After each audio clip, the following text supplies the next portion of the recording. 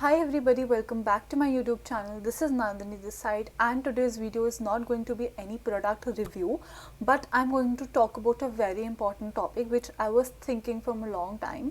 So today's topic is how to pick your freelance makeup artist. So in India, this is specifically for India, but I think it would help everybody. So India is a big market for weddings, bridals, and so there are a lot of makeup artists out there.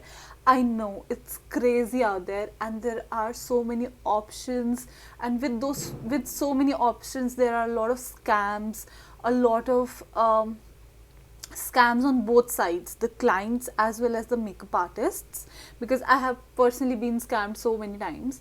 So I wanted to make this video for both parties. Basically, how do you get to know that they are the one?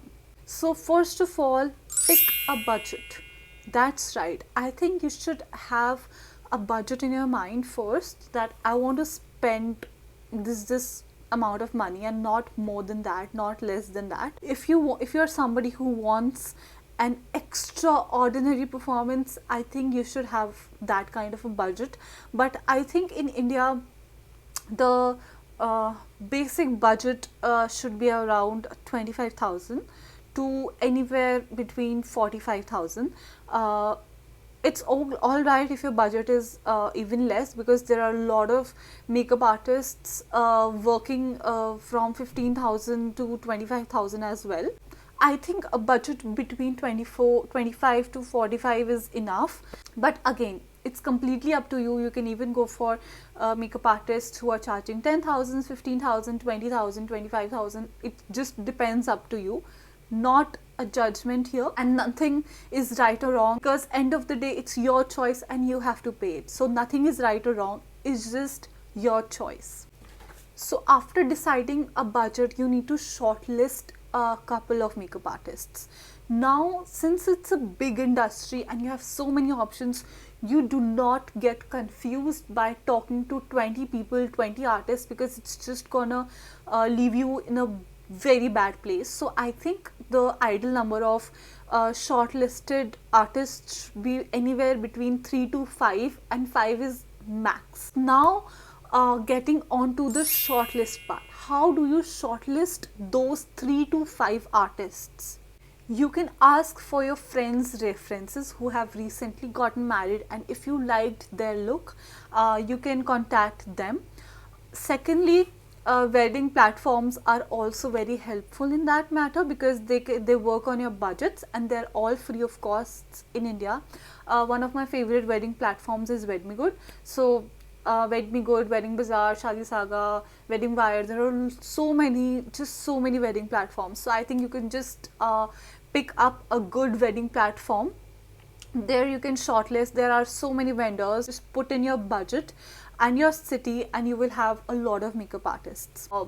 Or just simply on Instagram. Before asking for their work profiles, you also need to do a little survey. You should have at least an idea of what kind of makeup you like and what is your taste. Now, once you have their social media, so social media is very, very important. Even if a lot of my brides are not on Instagram, and that's all right. You can just access a makeup artist's Instagram just by their Instagram link. You don't have to create an account for that. Now, opening their Instagram is all the work that you need to do. Make sure you do not fall for the glam world. So do not fall for a makeup artist profile who has only skinny people. Make sure that the makeup artist's profile has a lot of variations in it. Even if you do not care about skin tones, still important, because it shows if the artist is genuine or not. Because it's very easy to make a model look like a princess or look like a doll, but the actual art is making all kinds of people look confident, look the best of themselves. Working on an even tone and making it even more even is not something that's art. It's comparatively easier. Just looking for that will tell a lot about your artist's psychology, so that's very important. Second point point, do not fall for the follower count. Me, I do not care about followers, I don't buy followers, I don't hire models, but my work speaks for itself. I have around 800 followers and I'm fine with it. And a lot of makeup artists who are my friends, their work is incredible, and even they do not have a lot of follow count. They have like 600 700 people and they're working on everyday basis. It's not like they are not working enough, they have more and enough work. Second, now how to see if their profile is legit or not. Make sure that there are some or at least a lot of videos in their account, because that also shows how legit the work is. Make sure they have a lot of befores and afters. There are a lot of real photos as well. Now what do I mean by real photos? Makeup artists also post photos and videos which are very much under ring lights, at least 5 ring lights in one room, focusing on bride's face. Of course, it makes you look fabulous. It just, the work looks fabulous. But what about your wedding pictures? What about the pictures actually clicked at the wedding venue? How's the bride looking then? Because that is the main thing. That is how the bride would look, and all of her pictures will turn out. So make sure that the makeup artist has posted a variety of stuff.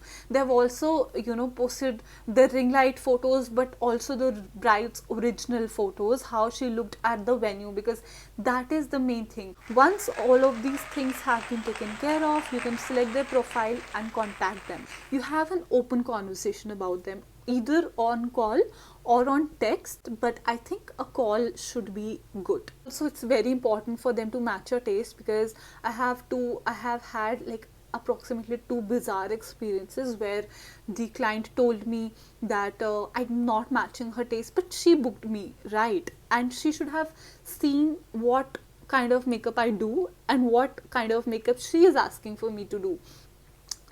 And there is not even a single picture in my work putting a kajal or a kohl pencil all over my client's lid. Just putting a kohl all over somebody's eye, that too in India, is just because it's just not my style.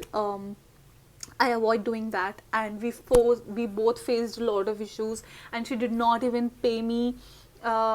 It was just a very bad experience. I wanted to make this video so that the clients, all of you out there who are looking for a makeup artist, so that you do not cause any trouble for yourself or for the artists. Just a good survey can avoid a lot of problems. When you go out there in your cities, no makeup artist will refuse your work. Even if they have never done that work ever in their life, they will never refuse it. So it's your job, solely your job, to protect your money. It's your day and you have to be mindful.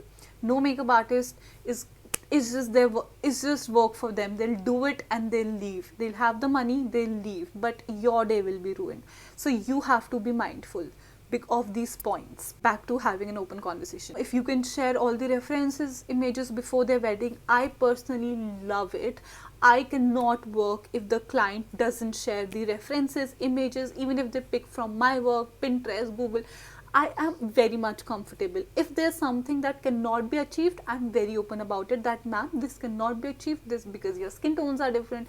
But sending references to them and receiving references from their side is just knowing the psychology of your makeup artist and your client.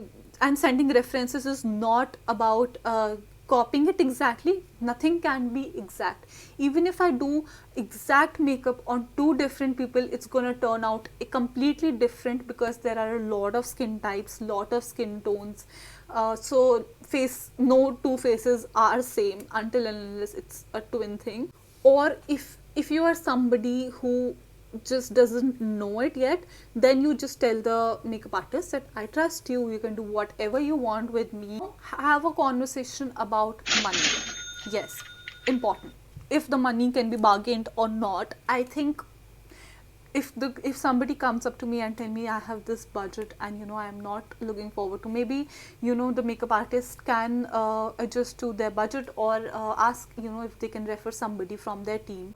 Have a conversation about the cancellation policy. What's their cancellation policy? What's the cancellation policy if I as a client cancel upon them?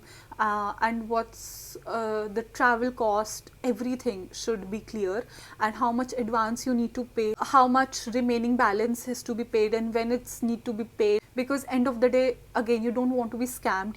Do whatever you are comfortable in it. I'm not going to tell you how much advance is fine, because there are so many ways people work, and it's just up to you what your comfort levels are. I think have an open conversation, because you do not feel cheated at the end of the day when the makeup artist suddenly after a month starts asking you for more advance, when the advance money has already been paid, some percentage has already been paid, and suddenly they cannot ask for more advance, right?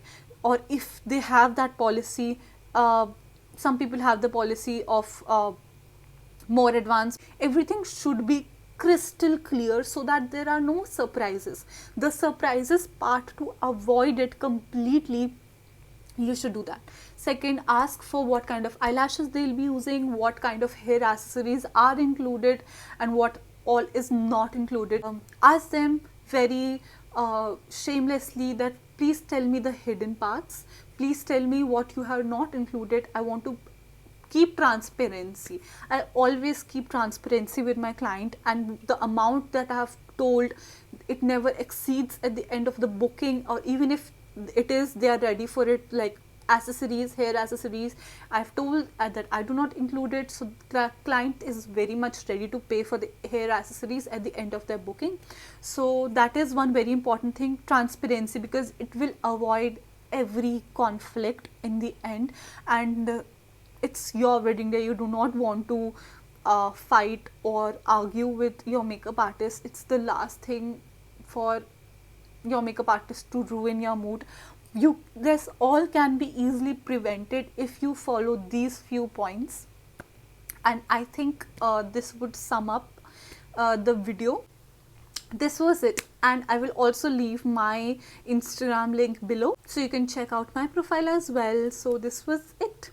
I will see you all in my next video. If you have any questions, please put them down in the comment section below, and I will be more than happy to help. Please subscribe to my channel. Please subscribe to my YouTube channel and follow my work page. It's in the description below.